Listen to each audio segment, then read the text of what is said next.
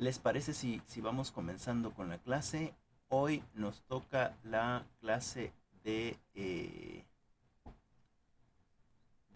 educación inclusiva, específicamente déjenme ver, en el tema, bueno, eh, en la sesión 2 que van a ser los principales conceptos y definiciones de la educación inclusiva y la educación inclusiva como derecho. Entonces ahí nos habían propuesto dos lecturitas, una que tenía que ver con la didáctica integrativa, ¿no? Que más bien es una reseña de un libro, ¿no? Parece ser que el libro está muy interesante, pero que no tenemos el libro como tal, ¿no? Entonces, eh, no sé si alguien puede participar o en el caso de que no puedan participar las compañeras, compañera Joan, digo, Gise, ¿nos puedes comentar de lo que hablaba la lectura? Mm, ok. Con respecto a la primera lectura, como dice, es una reseña Ujú, de lo que es la didáctica integrativa eh, y el proceso de enseñanza de aprendizaje. Bueno, en el proceso de aprendizaje, perdón. ujú, Eh, pues nos habla más que nada de cómo es que se va a llevar a cabo este proceso pues, de enseñanza-aprendizaje. ujú. mm, Considerando o tomando en cuenta una didáctica este, íntegra, algo Ah, así. ok. Este, Nos habla de tres niveles con respecto a esta didáctica Ujú, integrativa, que nos habla del nivel, de tres niveles. El primer nivel es el nivel teórico formal, que es la educación, ujú, eh, donde ve a la pedagogía como un apoyo a la didáctica, este, y el sujeto de la persona humana, bueno, ujú, el sujeto que se va a educar, ujú. digámoslo así. Nos habla de que pues la pedagogía, por medio de la didáctica, logra este proceso que es el de enseñanza y el aprendizaje. Y que esta pedagogía bueno, la pedagogía va a incluir conocimientos teológicos, Ok, mesológicos y ontológicos. ok, El teológico creo que incluye eh, todo lo que es filosofía. Pues obviamente va a incluir toda esta parte de la educación moral y, y la ética. ujú, Este, y a la parte ontológica va a incluir, creo que toda esta parte de la historia o todas las demás, tal vez hay como todas estas ramas de las que se apoya también la pedagogía, como puede ser la psicología, la filosofía, etcétera, ¿no? ajá, Eh, esta primera, este primer nivel, digamos que va a argumentar cómo se va a ejercer una didáctica que sea integrativa, ya que como sabemos, todo tiene una base y tenemos que saber todo este proceso, como al inicio nosotros con pedagogía, ¿no? Empezamos a ver antecedentes, la historia de cómo llegamos a la educación de hoy en día, ¿no? ujú, Entonces, para poder llegar a tener una didáctica integrativa, tenemos que pues saber toda la historia, tener conocimiento de toda la historia, ok, ¿no? El segundo nivel habla de nivel teórico de interactividad didáctica. Ujú. Este nos habla como que este nivel integra eh, tres campos del conocimiento de la didáctica, que es la organización, la instrumentación y la organización personal. La instrumentación didáctica eh, nos habla de cuáles son los elementos que van que interactúan que interactúan para llevar este proceso de aprendizaje, bueno, de enseñanza-aprendizaje, e incluye también mm, esta parte, lo que es la habilidad didáctica. Eh, Nos hablaba, creo que de, de la capacidad de integración del profesional, es decir, eh, cómo es que el profesional, o sea, nosotros, por ejemplo, los maestros, vamos a llevar a cabo este proceso, ¿no? ¿Cómo es que lo vamos a llevar? ¿Qué vamos a utilizar? Eh, este es una capacidad de los que van a llevar este proceso. Ujú. Y también nos habla de que, bueno, mencionaba una parte importante, eh, que educar creativamente es educar para el cambio, capacitar para la innovación y formar el pensamiento divergente. Es como lo que hablábamos anteriormente, ¿no? De que eh, sabemos que para ser maestro, para ser docente, tenemos que tener las capacidades y sobre todo esa vocación Ok. que nos permita pues impartir este es conocimiento, ¿no? Compartir este conocimiento y lograr que los alumnos tengan un aprendizaje significativo, ¿no? Entonces, nos habla de cómo vamos a utilizar esta parte tal vez de la didáctica para que todos logren aprender o tengan un aprendizaje significativo.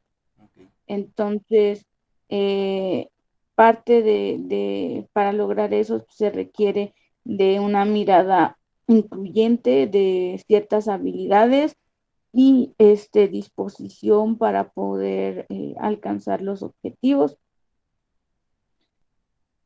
Eh, y bueno, el tercer nivel que nos habla de aplicación, del nivel de aplicación, que es bueno, nivel de aplicación, aprendizaje. Ujú. Eh, Aquí pues va a detallar la estructura del proceso, pues como enseñanza-aprendizaje. Eh, y aquí bueno, aquí entendí que es cómo se va a estructurar, tanto cómo se va a enseñar y cómo se va a aprender. Hablábamos antes de estrategias de enseñanza y estrategias de aprendizaje Ujú. que nos van a permitir, pues sí, llevar a cabo tal vez o formar una metodología que nos ayude pues, este, a enseñar, bueno, a compartir el conocimiento. Y pues aquí se toman en cuenta todos lo que es los recursos didácticos, también los tiempos que se van a utilizar, qué técnicas se van a utilizar y así, ¿no? También eh, se ve el aprendizaje como un generador de cambio Ok. y por tanto se tiene que utilizar pues las mejores estrategias que pues apoyen para alcanzar los objetivos. Y todo, bueno, en la pequeña lectura, como dice usted, que es como una introducción, una reseña de lo que se trata el libro, yo creo que es muy, bueno, es como va a ayudar la pedagogía a formarnos bajo una mirada incluyente sobre también cómo hacer que la didáctica, bueno, cómo utilizar la didáctica para incluir, para que todos aprendan o que tengan un aprendizaje significativo y Ujú. cómo es que nosotros como docentes nos vamos a desempeñar bajo ese Mirada, tal vez digamos, ¿no? paradigma. Ajá, paradigma, Ajá. ok, ok, sí. Y también sobre pues el aprendizaje, que ver al aprendizaje como una forma de trascender de un generador de cambio, como lo mencioné. Ujú. Entonces, es muy importante para pues ver esta parte de la educación, bueno, ¿cómo se llama? Eh, De la de la integración, educación inclusiva. ajá, o de la Ujú, educación bueno, inclusiva. Ok. ajá. Y bueno, no sé si quieren que le hable de la otra, Ok. otra lectura. Nada más comentamos algunas cosas de esta lectura, Gise. Bueno, una Ok. pequeña, bueno, con respecto a tu participación, una pequeña aclaración. Al principio mencionaste lo teológico, Ah, em, sí, pero en realidad es teleológico. Lo teológico yo tiene que ah, ver con Dios, ¿no? Lo teológico tiene que ver con Dios y lo teleológico tiene ujú, que ver precisamente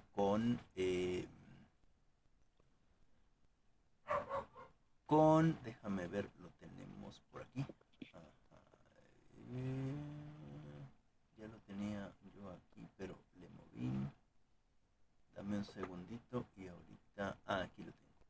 Tiene que ver con el deber ser, ¿sale? Es decir, con ujú, todas las posibilidades que el ser humano tiene para poder alcanzar. En ese sentido de posibilidades. Bueno, y hablando sí, de sí, posibilidades y hablando del deber ser o de digamos, lo teleológico.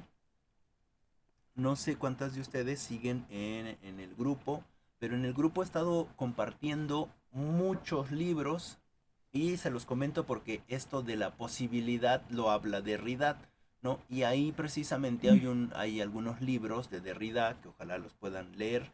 Ya sé que tienen algunos un poco de trabajo, pero he estado compartiendo esos libros, muchos libros educativos o muchos libros que tienen que ver con lo social, ¿no? Que finalmente también nos incluye a nosotras, ¿no? Pero estamos dentro de la sociedad y porque la educación, como lo hemos dicho, ya es un espacio social donde se comparte conocimiento, ¿no? Entonces, digamos, como aviso, ¿no? Parroquial, para que se sigan dando la vuelta sobre ese grupo. Y también les comento que vamos a ir integrando a las compañeras o compañeros que quieran integrarse con respecto a los grupos de pedagogía. Bueno, eh, nada más para reafirmar o poner, digamos, también otras miradas.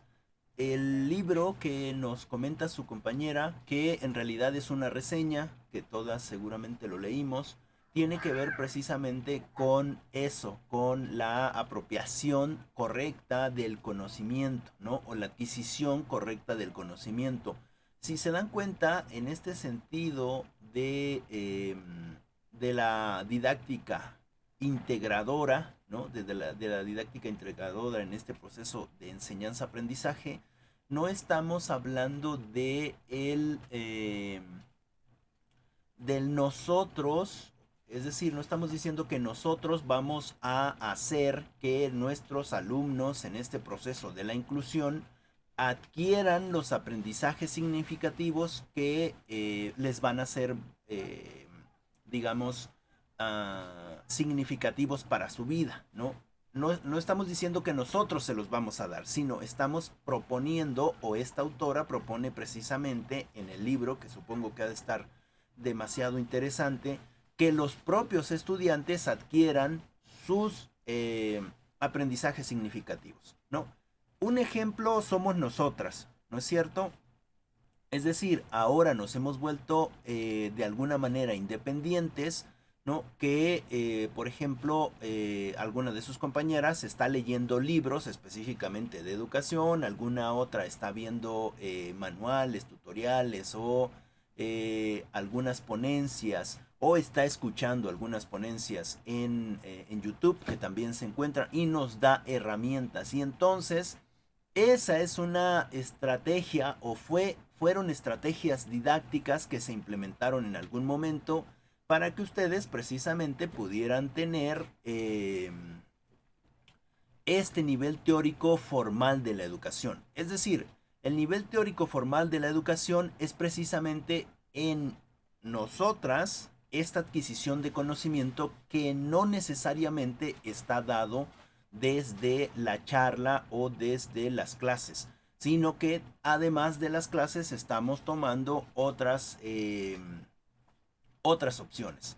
En el caso de nosotras como docentes,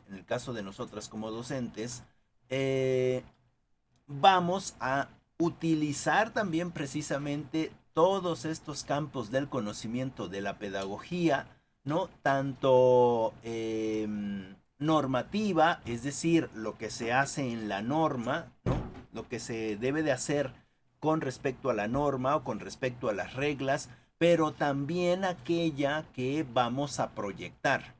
¿Qué es lo que nosotros queremos hacer con el grupo o los alumnos o los espacios educativos, ¿no? Donde nos encontramos? Siempre definiendo los fundamentos precisamente o tomando en cuenta los fundamentos de la pedagogía, ¿no? Como ya lo hemos visto en otros espacios que son precisamente la formulación de estrategias y buscando alternativas a esas estrategias, ¿no?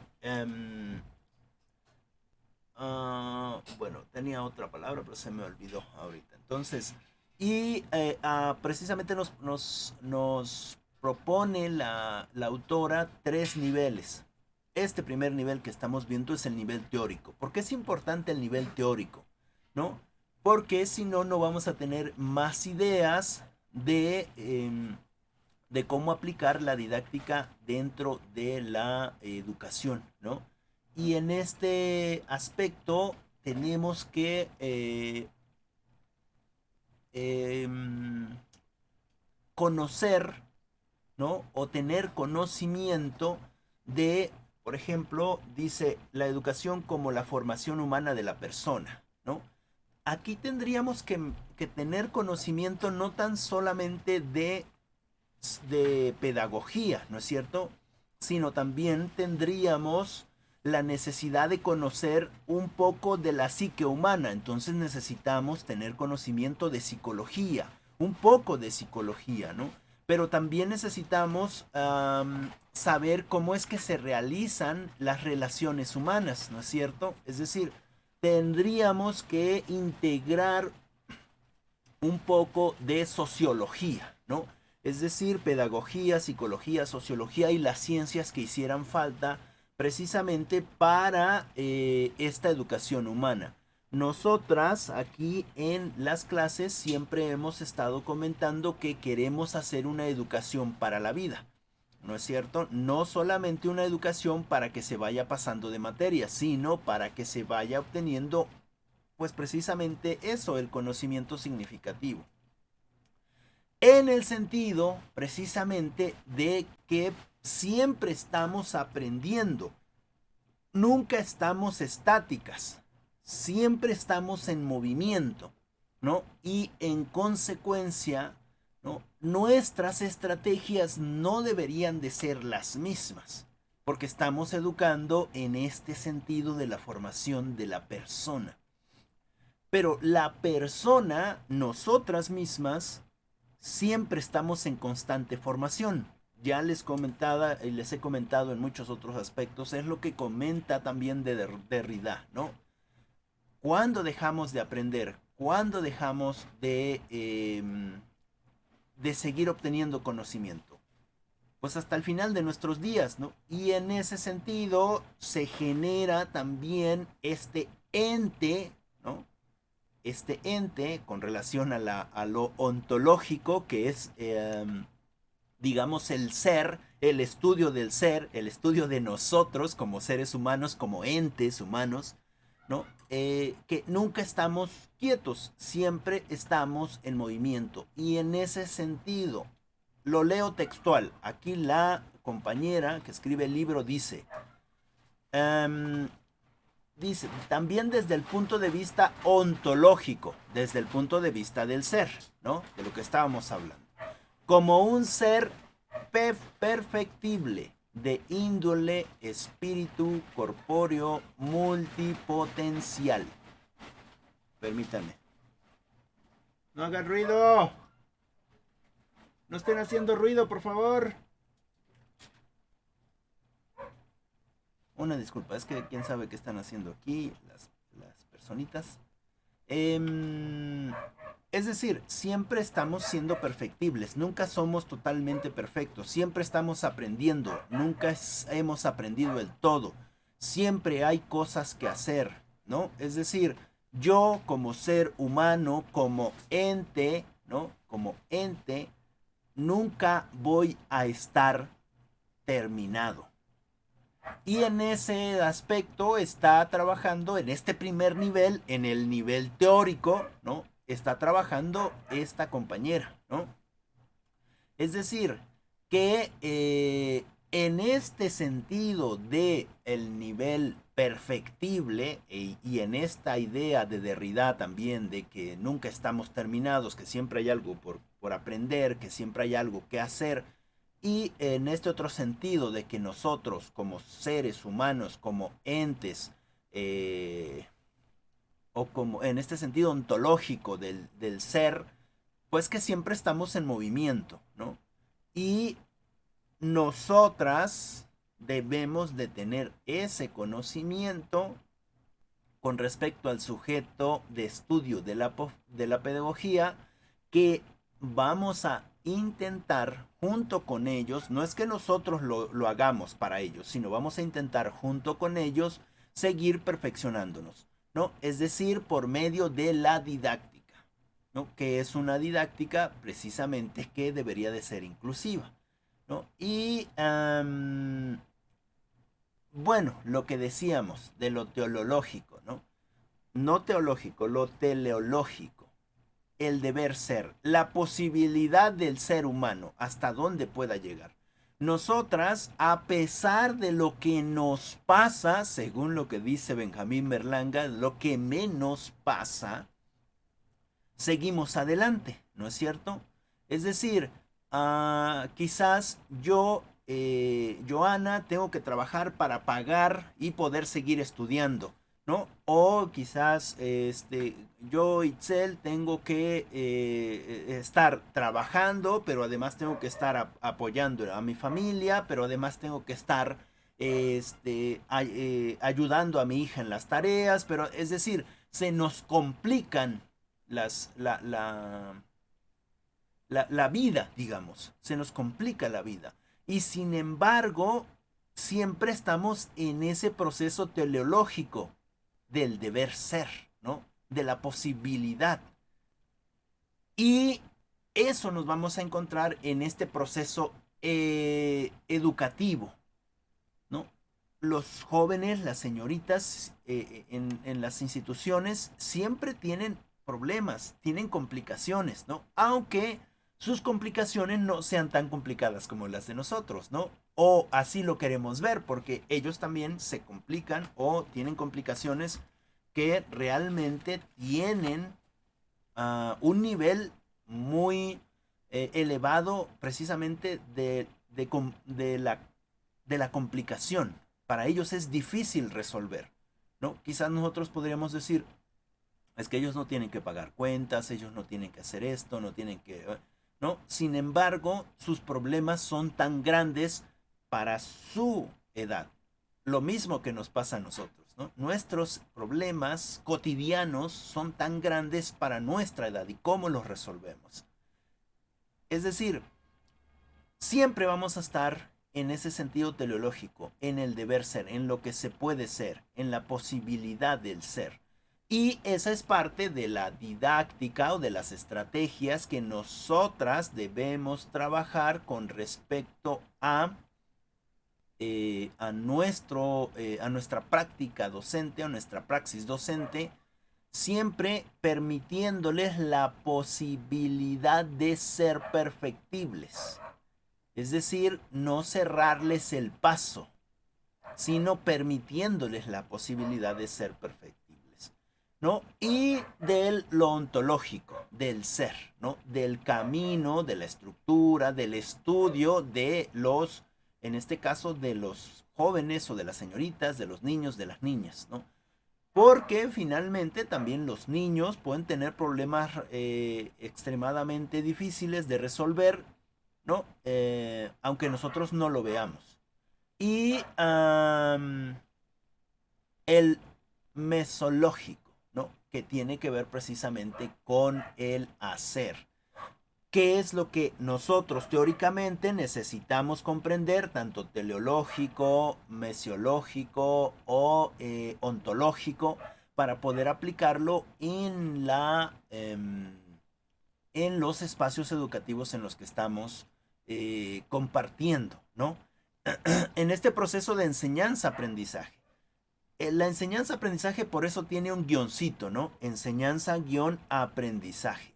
¿Por qué? Porque no solamente yo comparto el conocimiento, sino que también aprendo el conocimiento. En ese aspecto va bidireccional.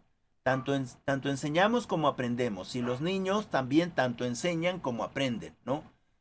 Y esa es la posibilidad en este sentido o desde este punto de vista que propone la compañera, ¿no? Además de que, bueno, nosotras como docentes necesitamos aplicar la ética en la educación. Justo ayer les ponía a los jóvenes de psicología la ética de la educación y les ponía precisamente un videíto, ¿no? Este video es, bueno, no sé si lo tengo ahorita, pero bueno, es un videíto, pues, que es de un monje, ¿no? O es de una persona que está, digamos, separada del resto y tiene un niño que está educando, ¿no? A lo mejor ya lo vieron. Creo que el video se llama La serpiente, la rana y el pez o algo así. Y entonces el niño agarra un pez y le amarra un lazo y le pone una piedrita y lo suelta en el agua, ¿no? Agarra una ranita, le amarra un lazo, un hilito y le pone una piedra y la suelta al agua. Agarra una serpiente, le amarra una piedra y la deja ir. Y se va, y él se divierte mucho. Se llega la noche y el maestro está viendo precisamente. El maestro está viendo lo que hace, pero no le dice que no lo haga, lo deja hacerlo, ¿no? Y se llega la noche y el maestro busca una piedra que el niño pueda aguantar. Y en la noche, cuando el niño está durmiendo, el maestro va y amarra la piedra al niño. El niño despierta y le dice, maestro, tengo una piedra amarrada a mi espalda. Y el maestro ni siquiera lo mira y le dice, ¿no hiciste lo mismo con el pez, con la rana y con la serpiente? Y él dice, sí, maestro, creo que me he portado mal, pero ¿me puede quitar la piedra? Le dice, ve, busca tus animales, quítales la piedra y cuando hayas regresado, yo te quitaré la piedra a ti, ¿no? Y se va. Ah, pero antes le dice, si uno de esos animalitos ha muerto, tú llevarás esa piedra en tu corazón, ¿no? Y se va y encuentra cada uno de los animalitos. Y el pez lo encuentra tirado en el fondo del lago, muerto. El niño no siente tanto remordimiento porque lo saca, le quita la piedra, hace un hoyito y lo entierra. Se va, busca a la rana está en el mismo lugar, intentando salir hacia arriba, y la encuentra, le quita la piedra y la deja libre, ¿no? Y va y busca a la serpiente. Cuando llega a encontrar a la serpiente está toda ensangrentada porque ella en ese deseo de liberarse se acabó ahorcando y se murió, ¿no? Bueno, la mató el niño, ¿no? Y en ese sentido, el niño empieza a llorar y se da cuenta que ha cometido un asesinato de un animal, ¿no? Y él llora. Y entonces, la pregunta específica era a los muchachos, a las señoritas de psicología. ¿Hay una ética de la educación ahí? Y todos decían, sí. ¿Por qué? Y decían, porque, pues no sabemos, ¿no? Es decir, en este sentido nosotros como educadores necesitamos tener la ética dentro de la educación. Cuando nosotras enfrentamos a la vida a nuestros alumnos sin decirles qué está bien y qué está mal, sino que ellos se enfrenten a la vida, ¿no? Que aprendan desde la experiencia, eso también es parte de la ética. Lo que nos pasa a muchas de nosotras ahora. Adelante, Gise. Bueno, yo me acuerdo que tenía yo un primo un poco más chico que yo, Ajá. y él era muy, pues muy inquieto, ¿no? Ujú. Iba y le pegaba, iba y pateaba a los perros, así, sin que estuvieran haciendo nada, iba y los pateaba. Y mi abuelito un día llegó, no lo pateó feo, pero sí llegó y lo pateó, y y bueno, yo nada más vi que el niño empezó a llorar, bueno, mi primo empezó a llorar, y mi abuelito le dijo, ya ves, eso es lo que siente un perro cuando llegas y lo pateas. Ajá. Y ya desde entonces, ajá, desde después de eso ya creo que ya no bueno, que yo lo haya visto que llegara así a patear perros, pues ya no. Le quedó claro el conocimiento. Ajá, Y pero era como de que no sé si eso es ético. claro, es que ahí está la disyuntiva, ¿no? ¿Será ético que eso se haga? Los abuelos tienen una gran sabiduría, ¿no? Dice la compañera, no lo pateó duro, pero el niño no sabía qué le pasaba, o sea, ¿por qué lo pateó su abuelo? ¿No? Y hay esta disyuntiva, por ejemplo, el niño es superior, puede patear al perro y el perro no sabe por qué lo patean, ¿no? Y el abuelo llega y yo creo que buscó la estrategia y dijo, bueno, pues vamos a ver si funciona esto, ¿no? Es decir, el abuelo llega, tiene más autoridad que el niño, lo patea, aunque no fuerte, como el niño hacía con los perros, pero el niño no fue tanto lo del dolor, sino más bien fue la sorpresa. ¿Por qué me pateas si no estoy haciendo nada? No estoy aquí sentadito. Y luego viene la explicación, ¿no? ¿Por qué lloras? Ya ves lo que sienten los perros. Eso sienten los perros también cuando los pateas. Es decir, podría ser ético o no. Claro que nosotras no vamos a llegar con nuestros alumnos y les vamos a pegar, ¿no? En este sentido, fíjense la historia. ¿Qué hace el maestro? El maestro ni siquiera, yo les decía a los muchachos, es que es un maestro ignorante, ¿no? Como lo dice Derrida. No, perdón, Rancière. Como lo dice Rancière, que también ya leyeron ese libro. Es un maestro ignorante, ¿no? No le dice qué hacer, lo problematiza, ¿no? Y ese maestro ignorante está viendo, a ver, si es un buen maestro, se supone que está viendo que está amarrando al pececito, le hubiera dicho, no, esto no se hace porque puedes lastimar a... No, pero no lo hizo. En ninguno de los animales um, le dijo eso. Adelante, Gise. Pero es que parte de, a lo mejor, de que lo haya dejado es para que él experimente Claro, eso, ¿no? Y es eso. porque Muchas veces nosotros les decimos, incluso a nosotros nos decían, no hagas esto. Y lo hacíamos. Y hasta que no lo hicimos y vimos cómo es que nos afectó, cómo Ujú, es que pudo afectar a las demás personas, es como aprender derecho, ¿no? ujú.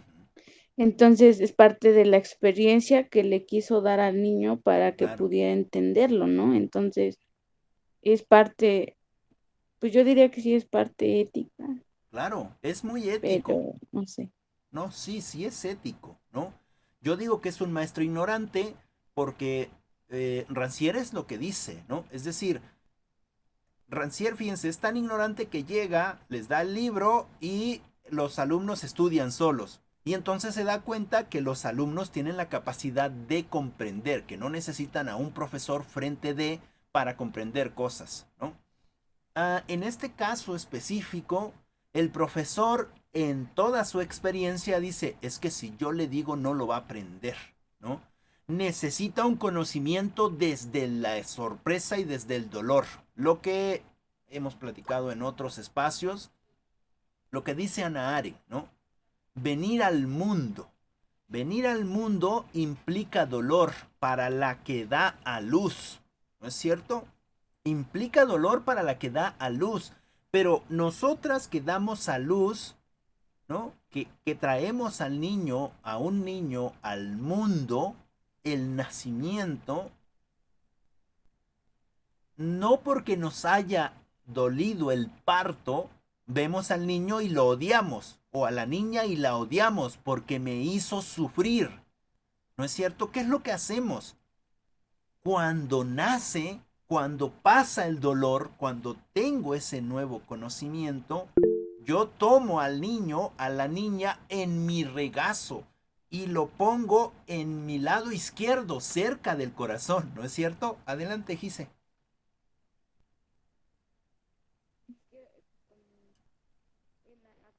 Gise. Ajá, es que es como la película de Mi mente, ay, bueno, donde hay muchos muñequitos dentro Ah, sí, sí, sí, de la ya. cabeza de la persona, ¿no? Ajá, De que la alegría no entendía a la tristeza, claro. pero sabía que a partir de un momento doloroso o de la tristeza que experimentamos, Ujú, sabemos los momentos también que somos felices, ¿no? claro. Para, ajá, una felicidad viene de una tristeza o viene, es consecuencia de algo así, entonces es necesario sufrir o tener un dolor para poder aprender y mejorar o ser más felices, algo así, ¿no? Entonces es con respecto a lo que dice, ¿no? Sí, bueno, De, ajá, adelante, adelante, no te corto, continúa, continúa. no, ya es todo. Ok, creo que ya te corté la inspiración. Es que es eso, es, miren, eh, recordemos la primera vez, algunas veces que hemos estado en clases presenciales, cómo algunas de nosotras nos dolimos, fuimos muy subjetivas y algunas lloramos, porque el conocimiento produce dolor. Cuando entendemos ese aspecto, cuando entendemos esa, digamos, el contenido específico, cuando te das cuenta que todo lo que conoces no era como tú lo tenías preestablecido. Por eso es que aquí la autora habla precisamente de que siempre estamos en este constante perfeccionamiento y habla también de esta parte del ser. Nosotros como seres no estamos definidos, pero es que yo nací mujer, sí, nacimos mujeres o nacimos hombres, pero ese es solamente nuestro género, nadie nos está definiendo. Es decir, nosotras nos definimos como nosotras queramos. No quiere decir que sea fácil, ¿no? Quiere decir que va a haber todo un proceso, que va a haber todo un dolor para que tú quieras, para que tú puedas llegar al espacio donde estás. Les pasa a ustedes, compañeras.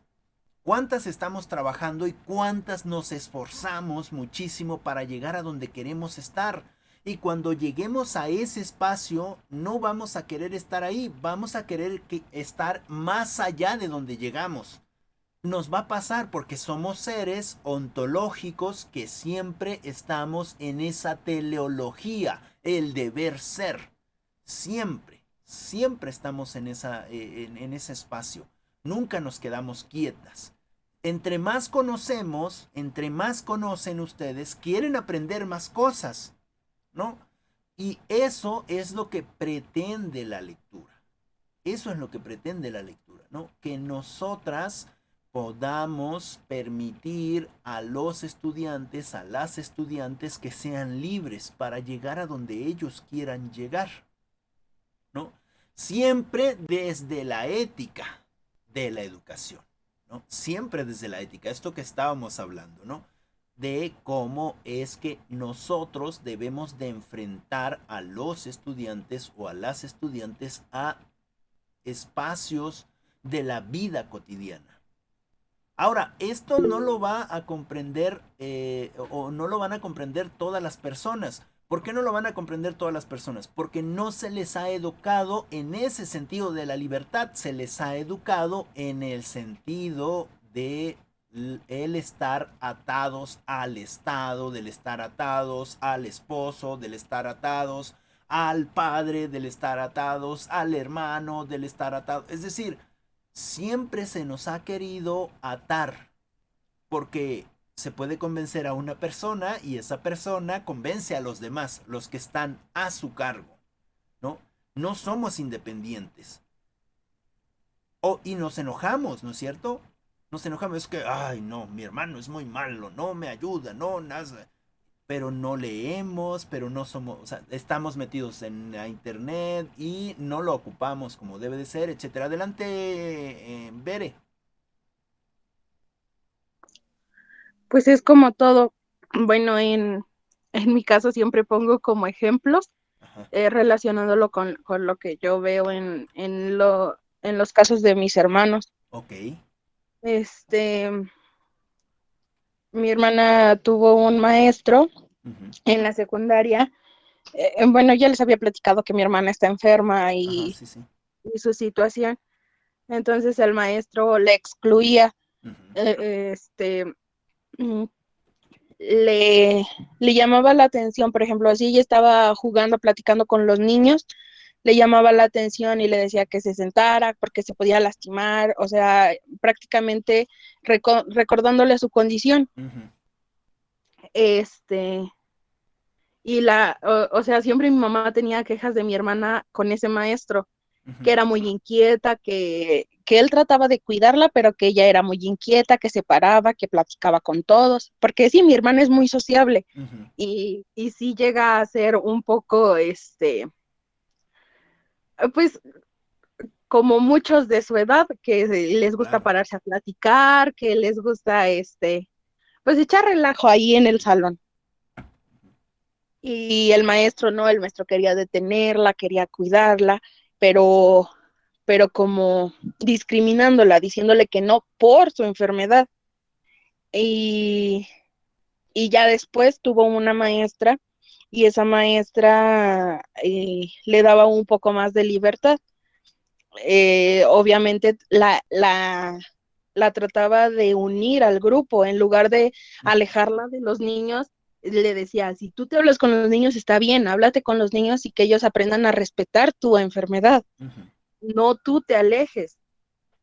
La maestra, en lugar de regañar a mi hermana, simplemente les decía, pues sí, pero con cuidado, porque ya saben que su compañera está enferma. Ujú. Entonces ahí se ve la diferencia de, de una educación y de otra, o de una forma de pensar y de otra ahí con los dos maestros. El maestro, en lugar de apoyarle emocionalmente, la atacaba emocionalmente, le hacía su autoestima hasta abajo, porque siempre ella decía, es que no me deja por mi enfermedad. Ujú. Ahí ella no se sentía libre y aún así tenía como la espinita de que no podía hacer las cosas que a ella le gustaban. Y después, con la maestra ya se sintió más libre de hacer las cosas. Ujú.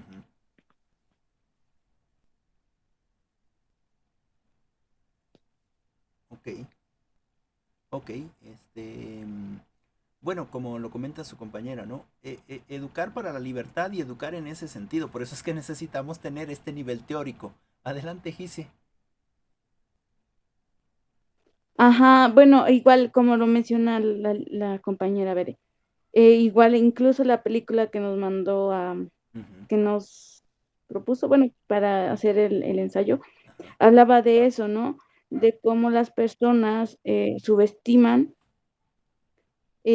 o por la ignorancia que se tiene con respecto al tema, protegen a su hija, sobreprotegen a su hija, Ujú. permitiéndole hacer cosas que no debería de Claro. hacer, y según en su afán de protegerla, pues según están haciendo un bien, cuando no lo es, porque están llevando a la niña a que haga cosas que no están bien o Sí, que no son adecuadas, sí, lastimando pues a otras personas, como al inicio de la de la película, película, les sí. grita, y la niña no es que no pueda aprender, solo hay que buscar las estrategias, ¿no?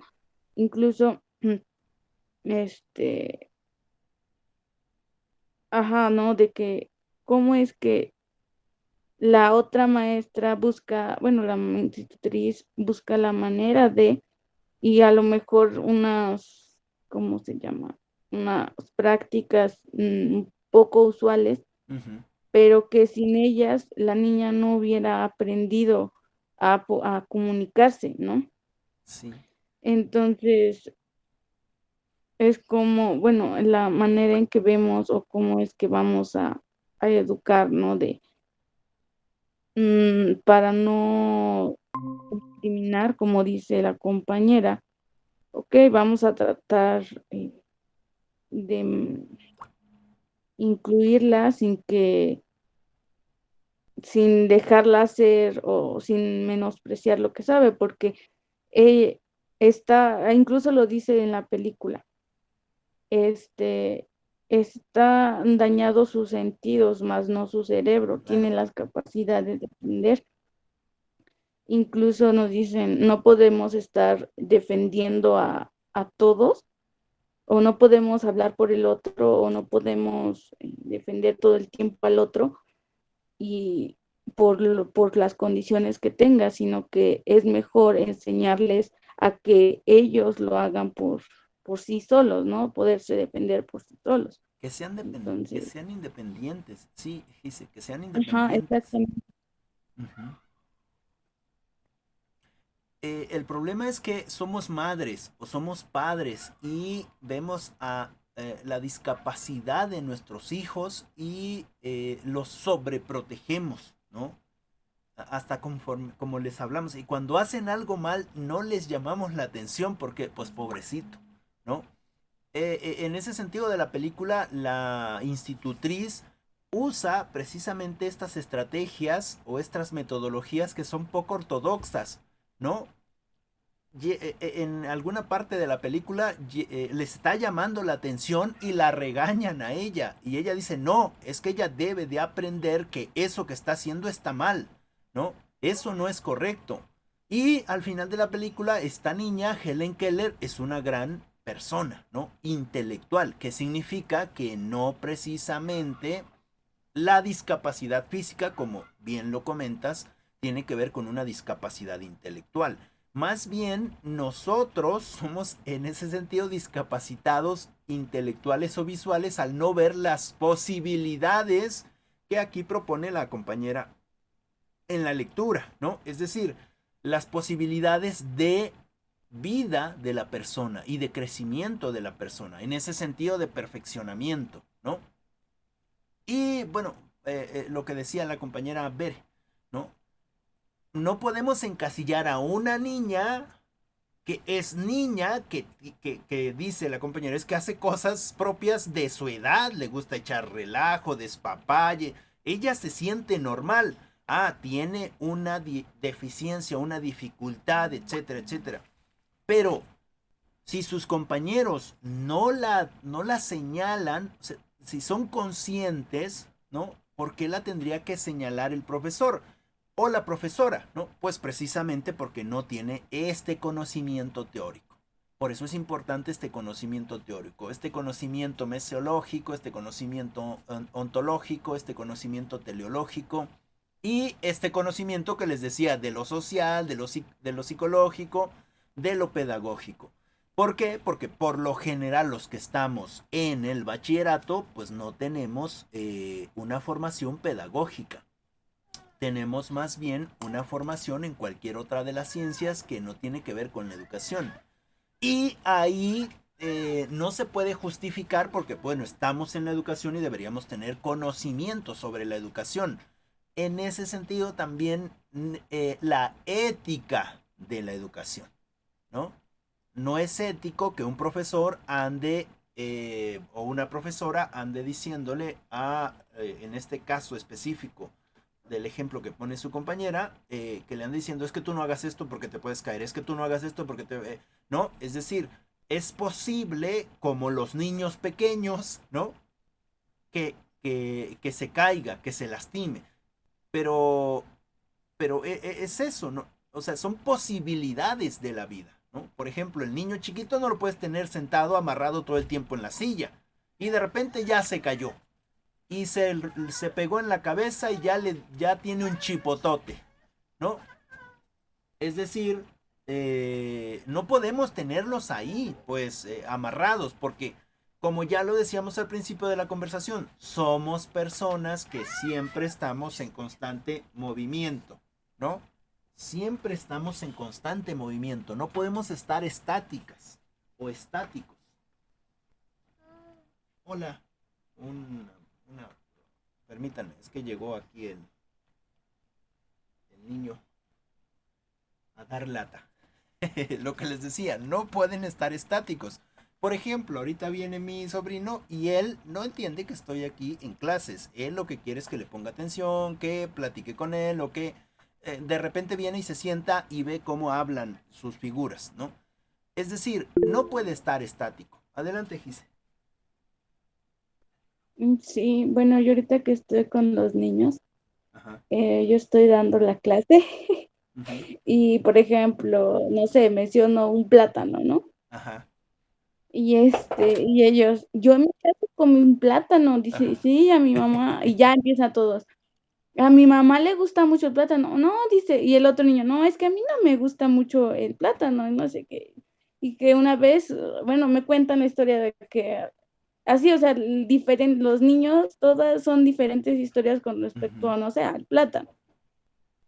Y luego, y lo que hay, bueno, hay niños que sí como que se centran un poquito en la clase y dicen, pues sí, sí es posible llevar a cabo La clase. Ajá. Sí, lo que planeaste. lo que se planeó, ¿no? Ajá. Sí, pero hay niños que no, que no les llama la atención o que quieren correr, juegan, incluso eh, se salen y me dicen, que no me atrapas y me va. Sí, sí, O sea, y sí. son cosas que los niños, o sea, y no es porque no, o sean indisciplinados o No, irrespetuosos, sino que solo no es de su interés o no les llama la es atención así.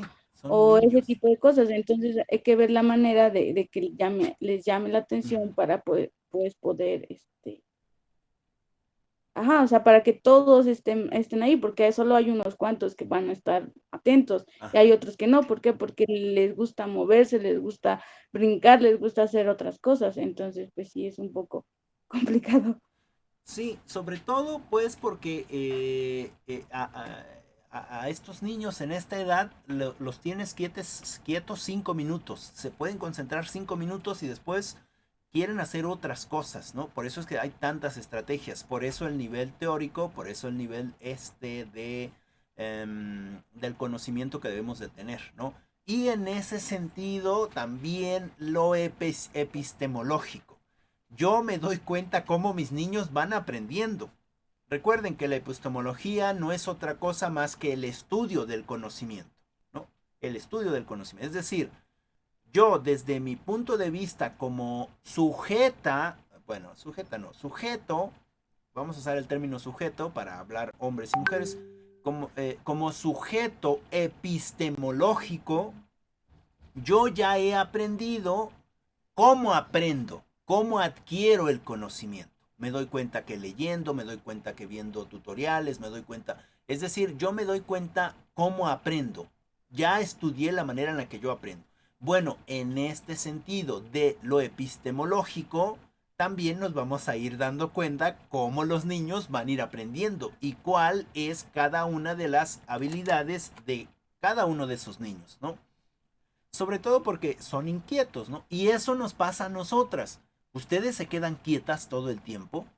No, no se quedan quietas, están siempre en constante movimiento, siempre haciendo cosas.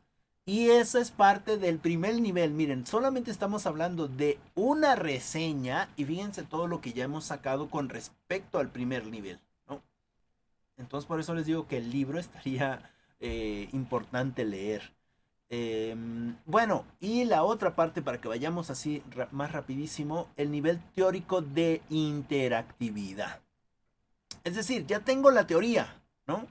Ya tengo la teoría. Dice Gise, se sale el niño y me dice, ah, que no me atrapas, ¿no? Y entonces Gise, pues no sé si vas y intentas agarrarlo, intentas jugar con él un rato o se te sale todo de control y todos quieren jugar y entonces cambias la estrategia, ¿no? Y entonces ahora ya no están haciendo lo que están haciendo, sino ahora están jugando, ¿no?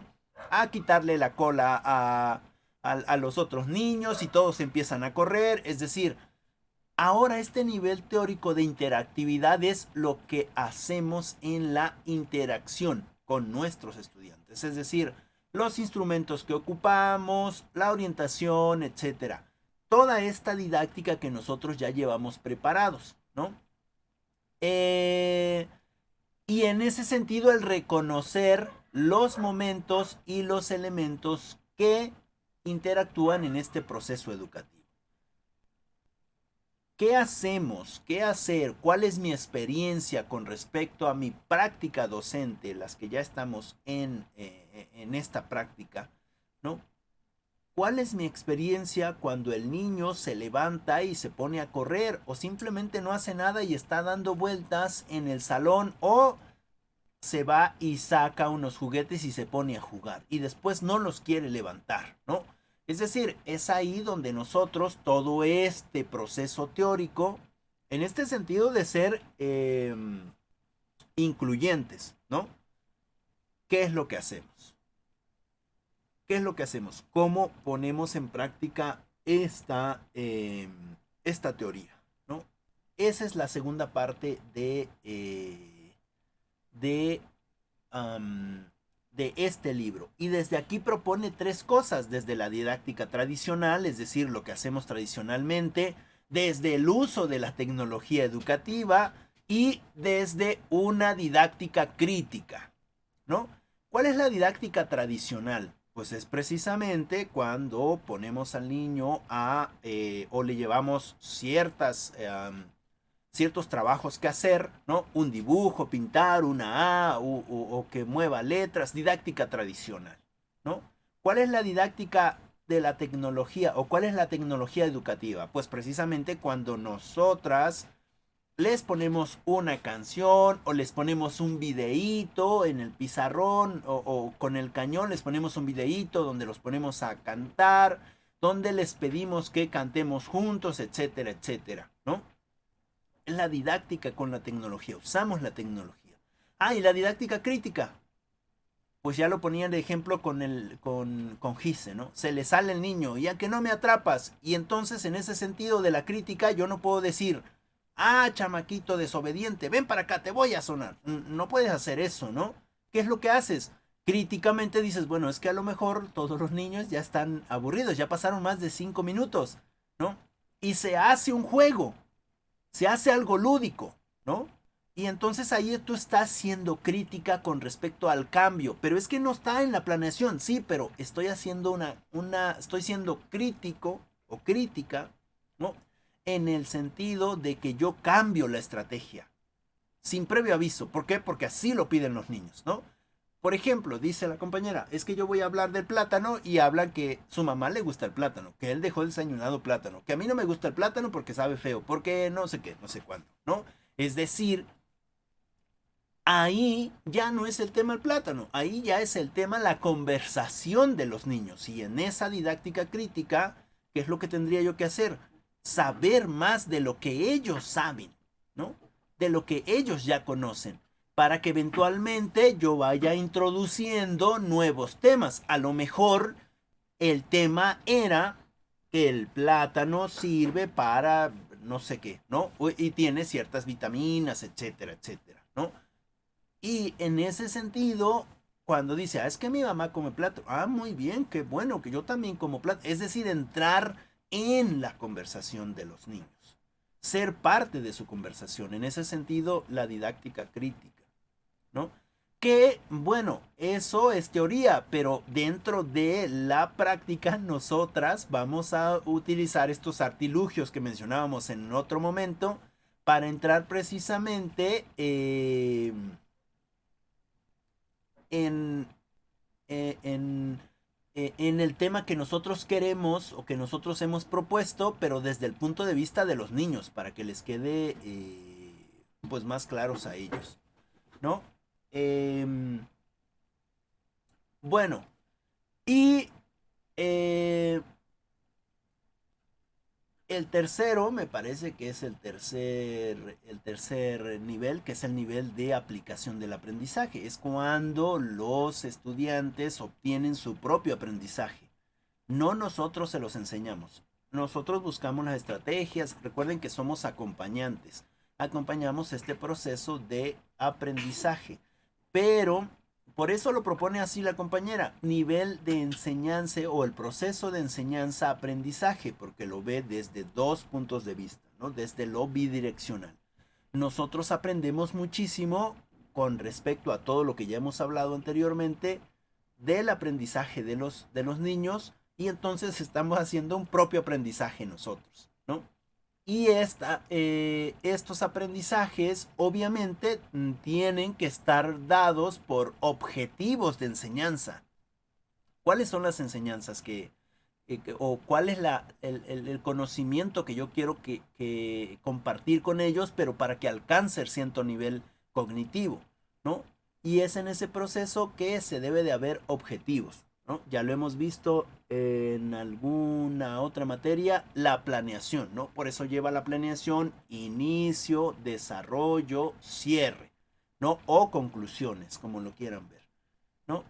Y esto tendría que proponerme o darme como resultado un aprendizaje significativo, que es lo que precisamente nosotras necesitamos. Por ejemplo, las que ya estamos en el servicio, estamos obteniendo un aprendizaje desde la praxis.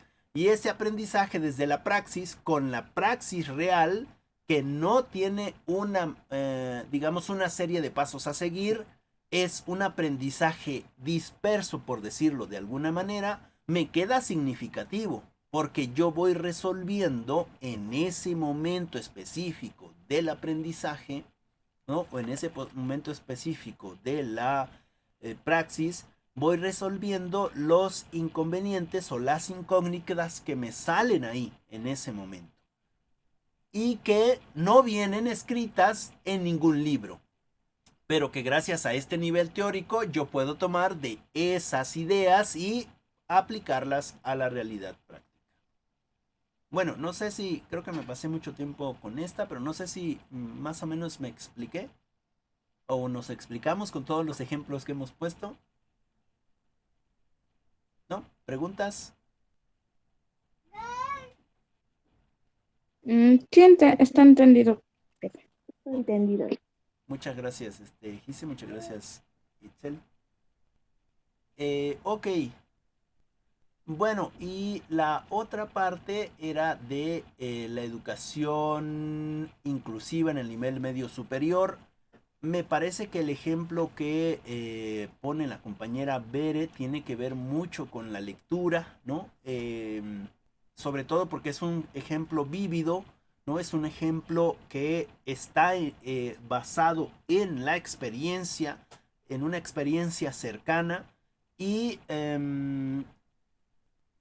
y que nosotras deberíamos precisamente de buscar esas alternativas de inclusión en el buen sentido de la palabra, no como el ejemplo que ponía la compañera Gise, ¿no? Que desde su punto de vista también no era un ejemplo bueno de inclusión cuando el niño, ¿no? Es que ya se te tomó en cuenta y si no vienes de todas maneras tienes que pagar, ¿no? Es decir, ahí no hay una inclusión real, ¿no? Ahí hay una obligación, se obliga al niño o a la niña a hacer algo que pues precisamente pues no tiene la posibilidad de hacer, porque no es que no lo quiera hacer, a lo mejor él tiene muchas ganas de participar en el convivio, pero no lo puede hacer, ¿no? Adelante, Gise. Ajá, y más que nada se hace por compromiso. Hablaba en la lectura un poco de cómo, cuánto había por, digamos, plasmado en documentos o de qué tanto se había hablado sobre respecto pues, a la inclusión, ¿no? Ujú. Y nos hablaba de pues, los documentos, de, ¿cómo se llama? De la Constitución, de las leyes y artículos que sean donde se integra que tiene que ser para todos y tiene que ser equidad y todo eso, ¿no? Pero después habla de que los profesores, más que una mirada, una forma de vida o un paradigma de inclusión, hablan de una obligación con respecto a ello, ¿no? De que, bueno, es que así lo tiene, así lo dice, pues vamos a tener que ver la manera de hacerlo sin quererlo hacer realmente, o, por seguir ciertos protocolos o Claro. ciertos lineamientos donde pues realmente no se está incluyendo a los alumnos, como dice usted, se les está obligando o se les incluye, pero no se les toma en cuenta. Sí, Entonces, es peor, ¿no? ajá, eso genera solo más discriminación. Sí, y sobre todo, por ejemplo, tomando el comentario de la compañera Bere, ¿no? Dice, es que el profesor tenía muchas quejas de mi hermana, ¿no? Es que es inquieta, es que siempre anda parada y es que no sé qué, no sé cuándo, no sé. Pero son cosas que hacen las personas propias de la edad, ¿no? Es decir, todos somos inquietos, no hay nadie que no sea inquieto, a menos claro que ya no esté vivo, pero todos y todas somos inquietos, ¿no? Por ejemplo, ahorita mi sobrino está conmigo, me viene a enseñar, le dimos un lapicero para que él escribiera y me viene a enseñar su pierna. Está toda rayada, ¿no? Bien rayado está, es decir, qué le podemos decir ahí? Niño, no te estés rayando, ¿no? Es que es inquieto, tiene la hoja para, digamos, tiene la hoja para rayar la hoja, pero no. Y me viene a enseñar, me viene a ver, me enseña su pierna y me ve cuando le veo la pierna, ¿no? A ver si lo apruebo, a ver si, qué cosa pasa con él, ¿no? Eh, es lo que pasa precisamente con los niños cuando rayan la pared, ¿no? Cuando rayan la pared te están viendo y te sonríen. No es que sean malos, es porque quieren ver si tú lo apruebas o no lo apruebas, ¿no? Adelante, Gise. Hay maestros, por ejemplo, a mi pasado yo era muy, es que no sé, era como una combinación rara de estudio, bueno, como muy, no sé, era rara. El punto es que muchas veces yo era muy Tere. inquieta. Bueno, creo que sigo siendo inquieta, ¿verdad? Pero este, en la escuela sí era inquieta, pero yo era de las personas que terminaba mi trabajo y me ponía pues a jugar o a hablar con las demás. Bueno, jugar porque casi no hablaba. pero sí me ponía a jugar mucho o a hacer otras cosas, pero yo ya había terminado mi trabajo. Y los maestros eran de los que había maestros quienes decían, me querían tener ahí sentada en una banca. Ajá, quietecita. Y para mí era muy frustrante porque yo no puedo estar en un solo lugar sin moverme. Ajá. Entonces, nada más tantito se descuidaban ellos y yo ya me movía, ya hacía otras cosas. Y había maestros quienes sí, era de que no, y le decían a mamá, es que su hija esto, y es que su hija lo otro. Y bueno, hubo maestros que en lugar de, pues, decir, no, pues es que su hija tiene esto y tiene lo otro, Ujú. me ponían como más trabajo en el sentido de, me incluían como a esta parte de comprensión lectora o Ya. matemáticas cotorras o ese tipo de actividades para que si no bueno, si ya terminaba yo, pues ya ponían a hacerme ese tipo de cosas para que pues a lo mejor no distrajera a los demás, pero, o sea, era como de, bueno, yo soluciono esa parte de que ella sea así, o la de tenerme ahí solo sentada porque tengo que estar sentada para no distraer a los demás, ¿no? Entonces, ahí como dice la compañera, hay maestros que sí buscan las estrategias, que sí buscan esa parte de inclusión y hay otras que no. Y regresamos al mismo punto de antes, es que lo tratan de hacer solo por obligación, Claro. más que no por ese gusto, más por esa mirada inclusiva que tendría que tener cada uno de de los maestros de, pues sí, de cualquier grado, no importa si sean chicos o grandes. Claro. No, creo que esa parte la tienen mucho los profesores de preescolar, ¿no? La tienen mucho los profesores de escolar porque ellos, es más, he visto a maestras grandes de preescolar corriendo con los niños, ¿se imaginan? Es decir, es algo impresionante, ¿no? Adelante, Bere, y después la compañera Itzel. Pues simplemente como lo mencionamos siempre es saber ver las necesidades de los niños, tanto Claro, de niño por niño, de la edad, el sexo también tiene mucho que ver, sí, este, así como también pues las ideas que traen ya los niños desde casa. claro. Eh, ya les había comentado igual que les ayudaba a algunos niños a sus tareas. Ujú, Y luego se me juntaban varios, no del mismo grupo, de la misma edad. ujú, Y es muy curioso ver, como dice Gise, todo lo que dicen los niños. claro. Ella ya le pasó ahorita que está haciendo ya su servicio, Ujú, pero por ejemplo, sí es interesante cómo los niños platican las cosas y desde ahí tú te vas dando cuenta cómo piensa el niño, qué hace el niño en su casa o ujú, incluso cómo ven en su casa. Yo, por ejemplo, tenía dos niños, un niño de quinto y un niño de sexto. ujú, El niño de quinto, este, es muy inquieto. Si hace las cosas, sí las entiende, pero es muy inquieto. Tenía yo que sentarme ahí con él y a ver, ujú, cálmate, deja de echar desastre y nos apuramos a tu tarea. ujú, Y el niño de sexto era muy rápido, quería hacer las cosas muy rápido porque se quería jugar. ujú. Pero el niño de sexto tenía la obligación, la necesidad de hacer las cosas rápido, de ya quiero terminarla, porque sus papás, eh, como todos los papás, primero acabas la tarea y ya después juegas. Ajá. Entonces el niño se apuraba a hacer la tarea para irse a jugar a las maquinitas. Y el otro niño de quinto cuando se apuraba porque se tenía que ir al campo con sus papás. Ya, Entonces uno se da cuenta de las diferencias. claro. Bueno, el niño de sexto no tiene otra obligación más que hacer las tareas. Y Sí. el niño de quinto, él me contaba, cuando se ponía muy de buenas a hacer la tarea, se apuraba y me iba platicando que iba a ver los borregos, que mataron un puerco, que ordeñaron, que salió a vender, que hoy se había vendido todos sus quesos. Y digo, bueno, ahí se ven las diferencias. Tal vez el niño tampoco pone tanto entusiasmo en la escuela porque tiene otras obligaciones y obligaciones que igual lo hacen feliz, porque él lo contaba emocionado, como si fuera el niño más feliz del mundo ordeñando sus vacas.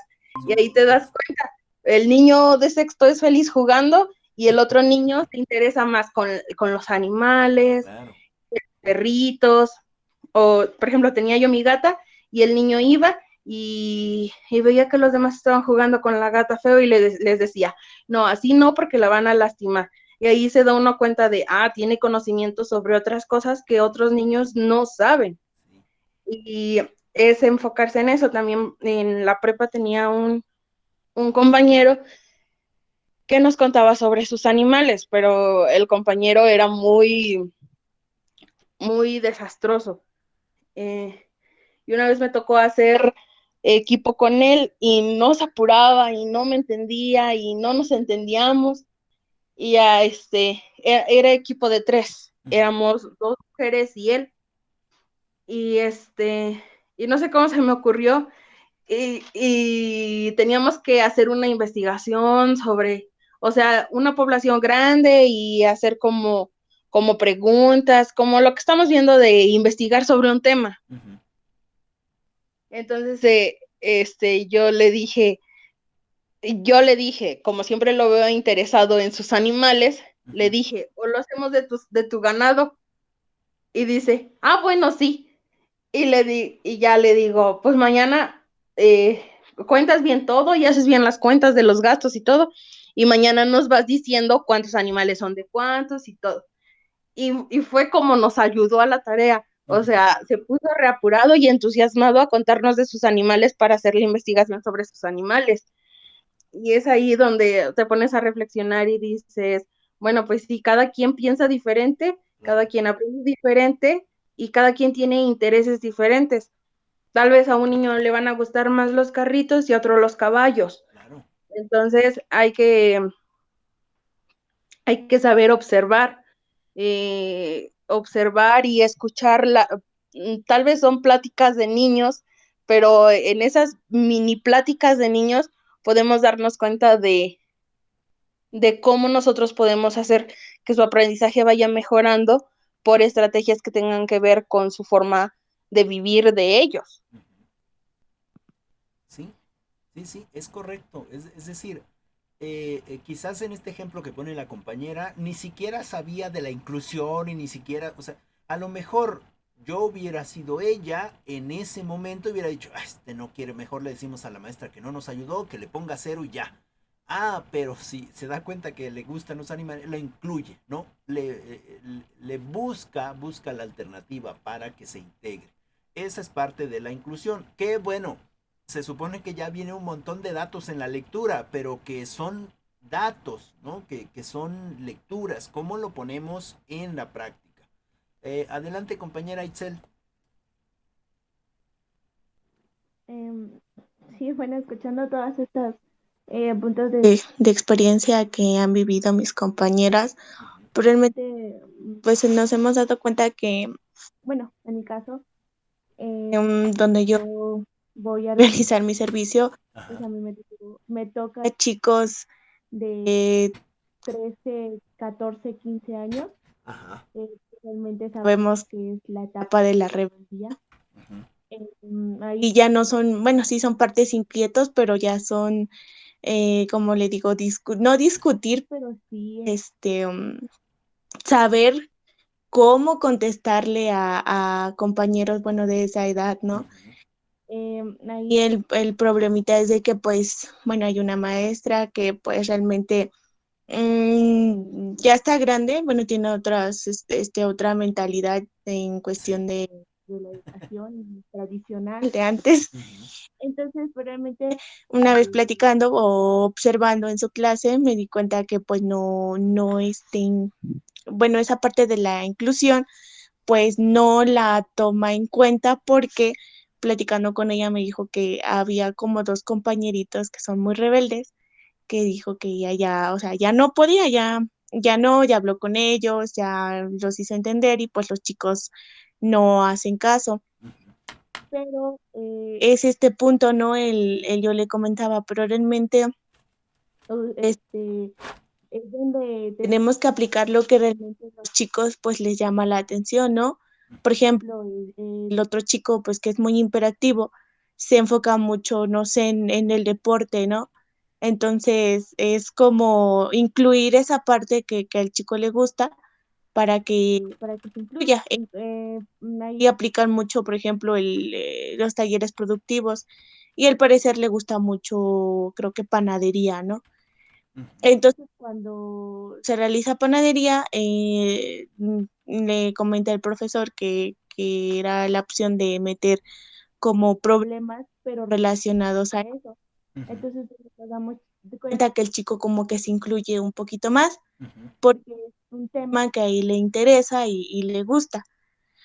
Em, entonces, platicando con la maestra, pues bueno, le comenté ese punto, pero pues ella comenta que pues no, o sea, no, ella ya no puede más ujú, y que ella ya se fue a la idea de que pues ahí el que aprendió, aprendió y el que no, pues ya ni modos, ¿no? ujú, Porque pues a veces quería como recurrir a como no a la violencia, pero sí como al castigo ujú.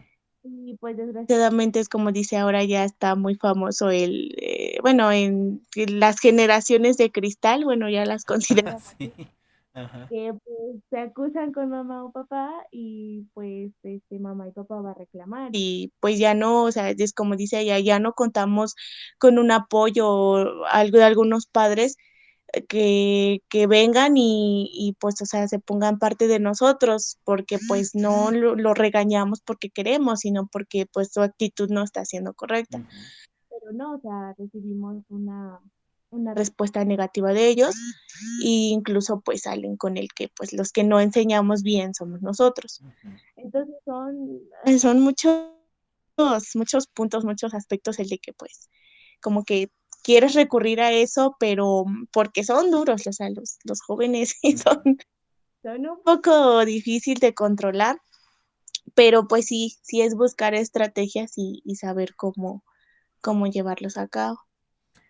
Sí, sí, fíjate que, bueno, en el caso de la secundaria que estás tú, o en el caso del bachillerato, están en esta época, ¿no? De que les das espacio y te ganan, ¿no? Es decir, cómo hacer la inclusión ahí, cómo controlar de alguna manera la rebeldía, porque son rebeldes, están en la etapa, ¿no? Cómo hacer la inclusión, ¿no? No todos podemos hacerlo. Como dices, en el caso mío, para reforzar lo que tú comentas, en el caso mío también, hay una compañera que es muy estricta, ¿no? En el bachillerato. Y los muchachos, pues porque es estricta, pues le hacen las cosas, pero no aprenden porque en realidad solamente lo quieren hacer. Y ella piensa que le funciona así. ¿No? En el caso mío específicamente, para tratar de hacer esta inclusión, no solamente mía con ellos, sino que haya esta relación de confianza, ¿no? Entre los muchachos y que te puedan contar todo, ¿no? O lo que quieran contarte, debe uno de ser, al menos a mí me funciona más flexible, ¿no? Como agresivo y flexible. Los muchachos se dan cuenta cuando tú estás en cierto sentido bromeando, pero diciendo las cosas en serio, ¿no? Bueno, ha habido en este aspecto una relación de confianza entre los jóvenes y un servidor, ¿no? Em, Tanto las señoritas tienen mucha confianza con un servidor, ¿no?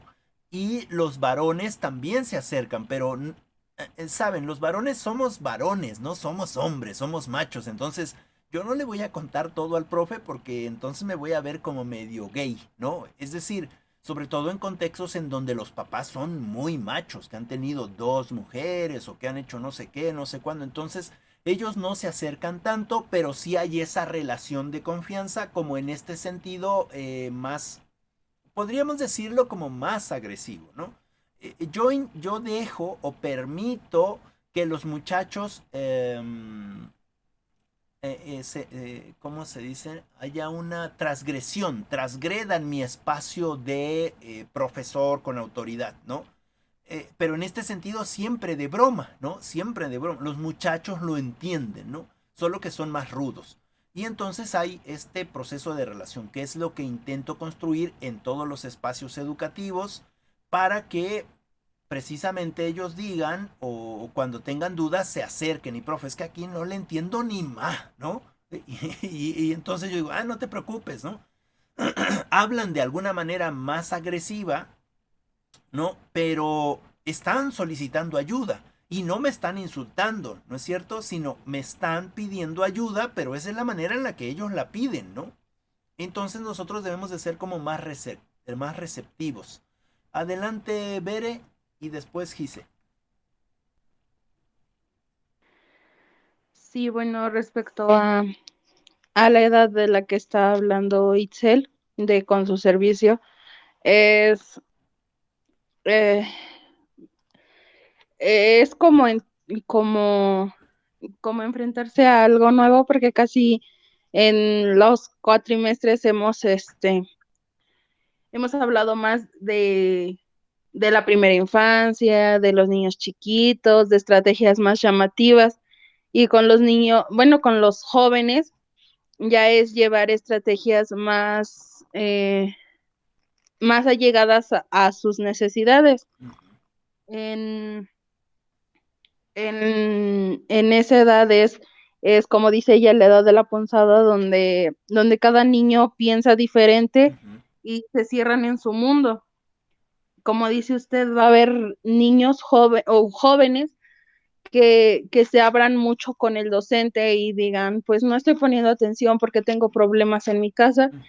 Va a haber niños que simplemente se pongan agresivos, Claro. o simplemente no quieran ir a la escuela, o se sienten y se queden ahí callados toda la clase.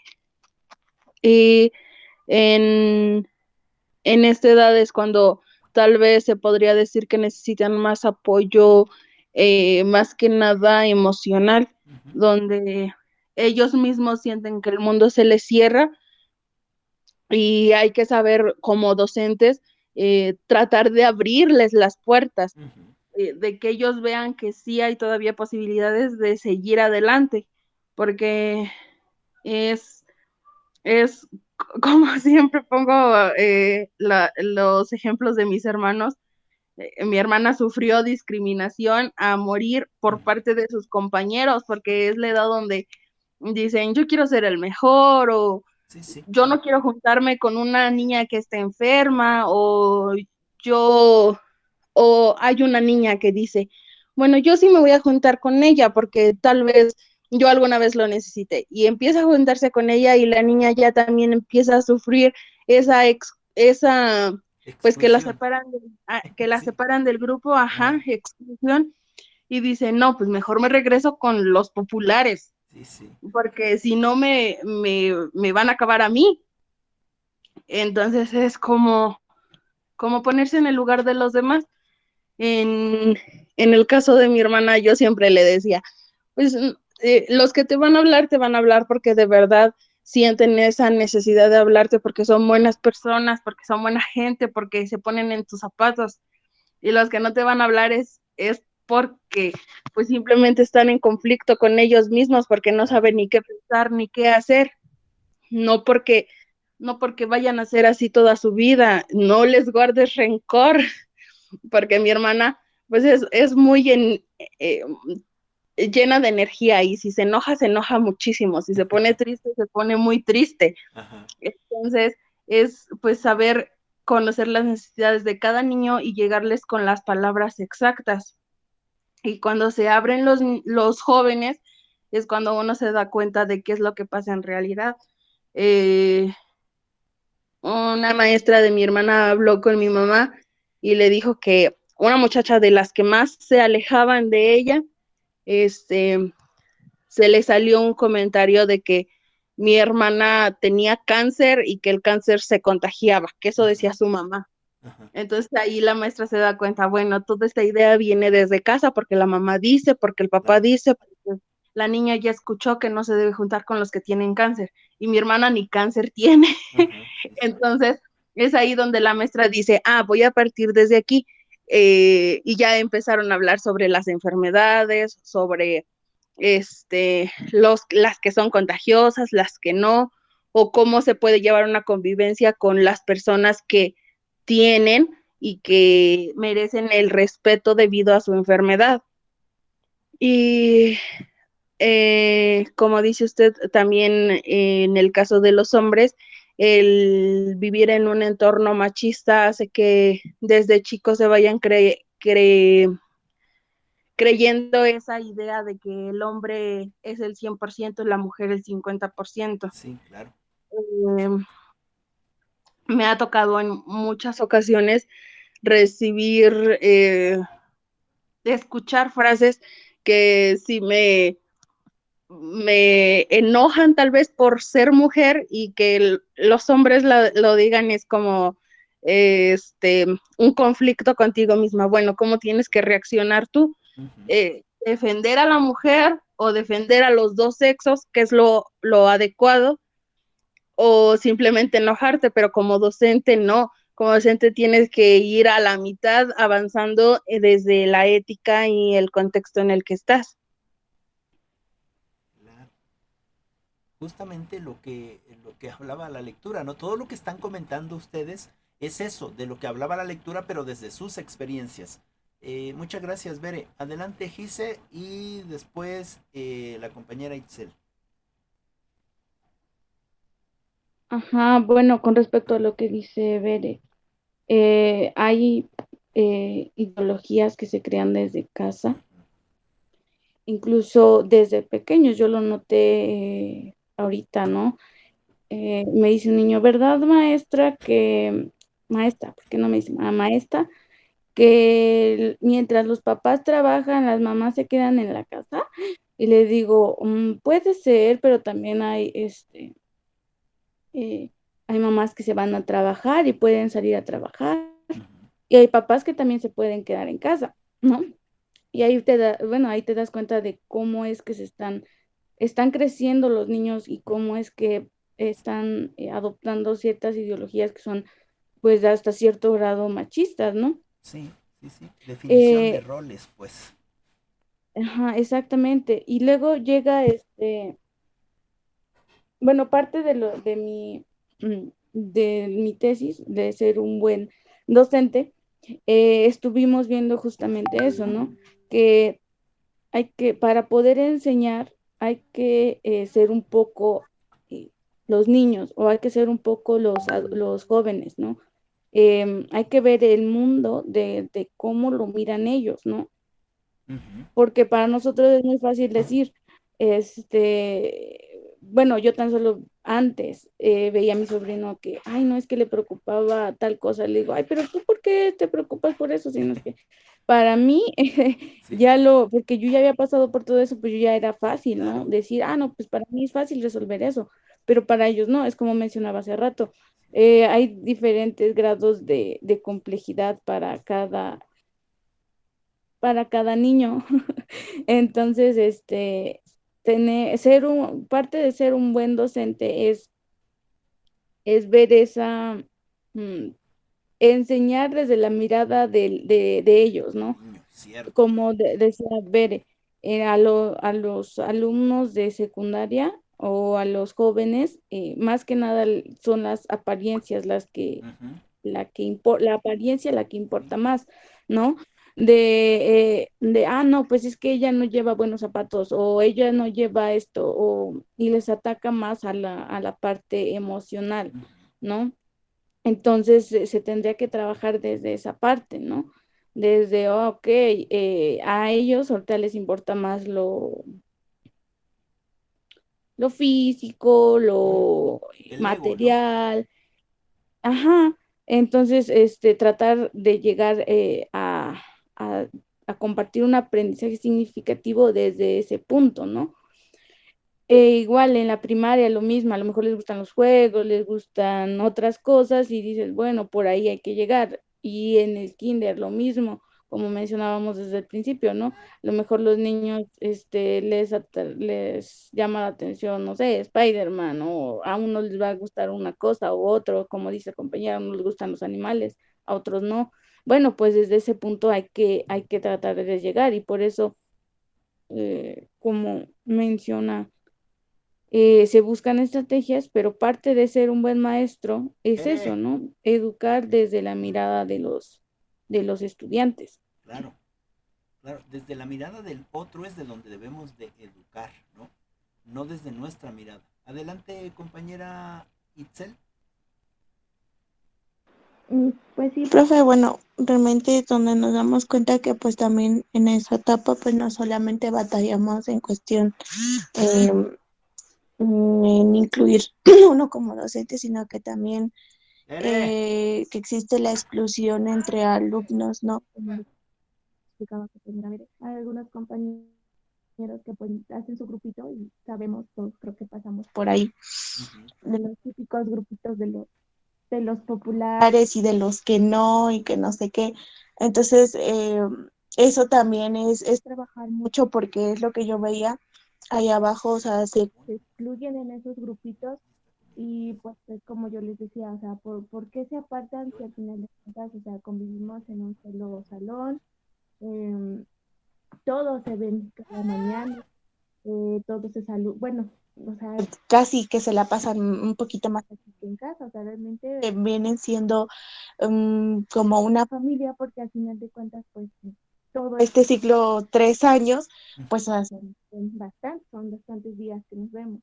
Pero pues es como dicen, es como, cada quien trae pues, esa mentalidad que a lo mejor desde casa pues aprenden o no sé, pero pues sí es trabajar también esa parte que como decía el director es doble porque también la tenemos que aplicar de psicólogos, en lo que nos platicaba un caso, una muchachita que realmente pues al parecer sufre de depresión, Ajá. entonces se ve notable, no, o sea, ya está avanzado porque pues la chica ya se le nota desde que no quiere comer, desde que no quiere hacer nada, desde que se molesta por todo, Ujú. desde que se la pasa llorando. Entonces, pues el profe, bueno, de que le apoyo, pues me dice, bueno, a mí me súper agradecido porque pues en lo que yo atiendo otras cosas, pues tú me ayudas con lo que me falta, ¿no?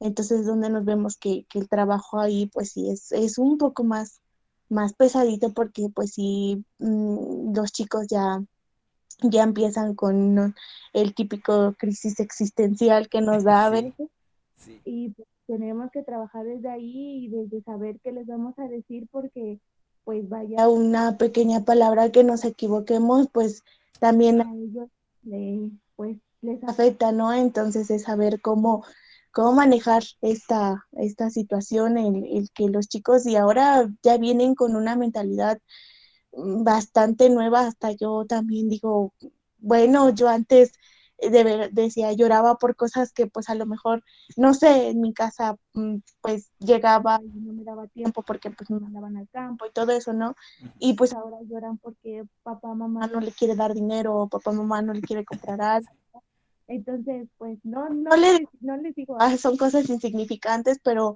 pues a veces les digo, pues es que a veces en la vida hay cosas un poquito más importantes, ¿no? Pero pues entiendo esa parte porque sabemos que ahora también nosotros como padres queremos darle todo y cuando les decimos que no, pues sienten feo, ¿no? Entonces, pues sí, es trabajar todos esos aspectos.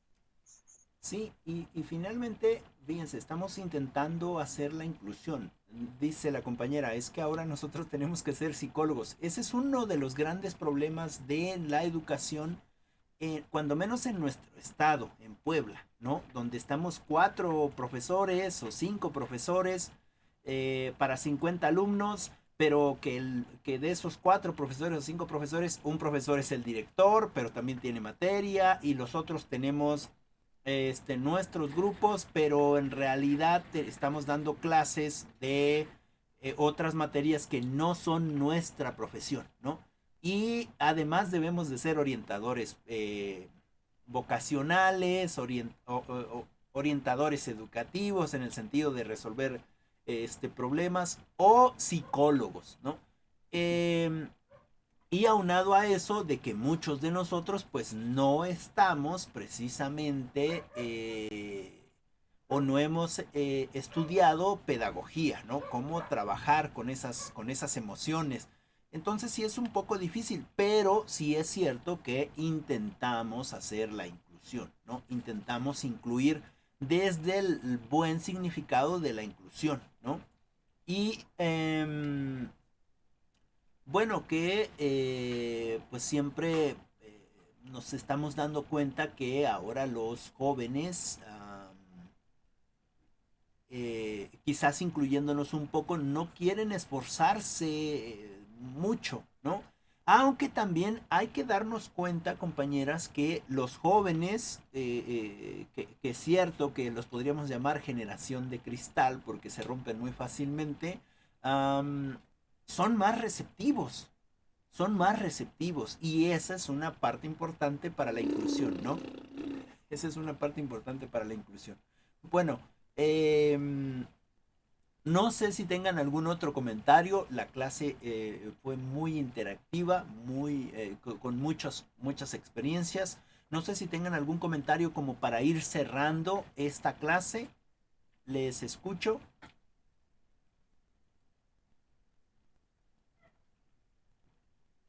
¿No?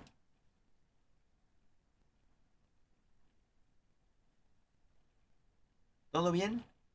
Pues con respecto Ajá, a adelante. todo lo que hemos hablado, Ajá, pues es formarnos bajo esta mirada inclusiva, ¿no? ujú, De, y no solo hacerlo por obligación, porque nos lo dicen las autoridades, está plasmado en la Constitución, ¿no? Ese ajá, tipo de cosas, ¿no? ok, Más bien hacerlo por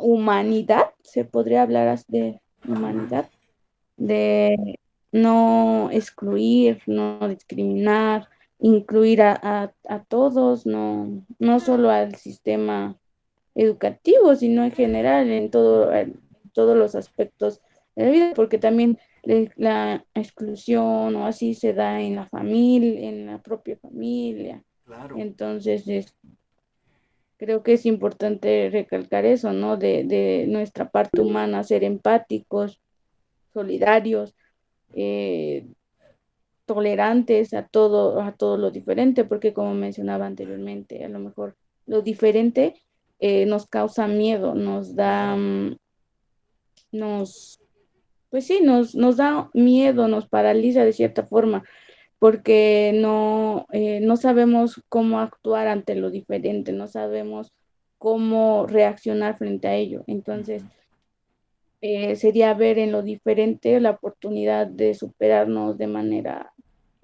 personal o individual como sociedad, ¿no? Porque si podemos enfrentar esos miedos o esas diferencias, pues vamos a estar un paso más hacia la mejora como sociedad y como en la parte educativa. Entonces yo creo que es un punto importante. claro. En ese sentido, tiene que empezar el cambio por nosotras, ¿no? Quizás la sociedad no lo va a comprender del todo. Dice la compañera Bere, más que nada hacer el cambio por el amor a la educación, ¿no? Y por el amor a nosotras mismas, ¿no? En este sentido, de esta visión diferente de educación que estamos viendo, a la que en su momento nosotras experimentamos, ¿no? Es una forma diferente de ver lo educativo. Es cierto que vamos a ir en contra de la corriente, pero que, pues bueno, en cierto sentido somos servidores sociales, ¿no? Estos servidores sociales que intentan hacer un cambio, precisamente como bien lo terminabas expresando en el final de tu conversación, compañera Gise, precisamente un cambio en la sociedad, ¿no? Donde haya una mejor empatía precisamente con todos y todas. Bueno, pues le vamos a dejar aquí y vamos a leer las siguientes lecturas. Ya no me dio tiempo revisarlas, así que nada más vamos a dejar esta. En cuanto la lea, les digo si podemos leer otra para irnos acoplando a cómo van todos los compañeros. Es la sesión 3, que sería un audio, por favor, un audio explicación de la sesión 3, que son los siguientes temas. Déjenme ver. Sesión 3. El tema sería el 2.1. El 2.1, que es principios de la escuela inclusiva.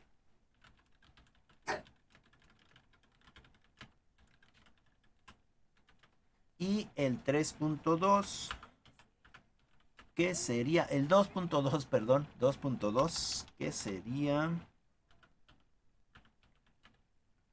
reconocimiento y valorización de la diversidad humana.